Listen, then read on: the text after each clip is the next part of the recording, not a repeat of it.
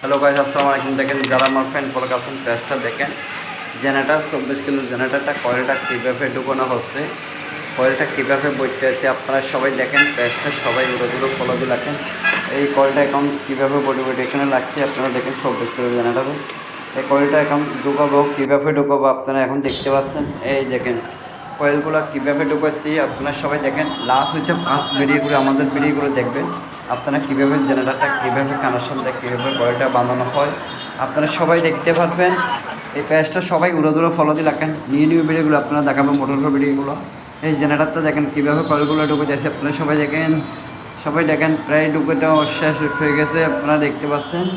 কয়েলটা এখন কীভাবে বাঁধ দেবো, কীভাবে কানেকশন করবো আপনারা সবাই দেখতে পাবেন। প্যাচটা সবাই উড়ো ফলো দিয়ে রাখবেন। নিউ ভিডিওগুলো আপনারা দেখাবার জন্য অনেক চেষ্টা করবো। যারা আমার ফ্যান ফলো আছেন প্যাচটা সবাই ফলো দিয়ে রাখবেন।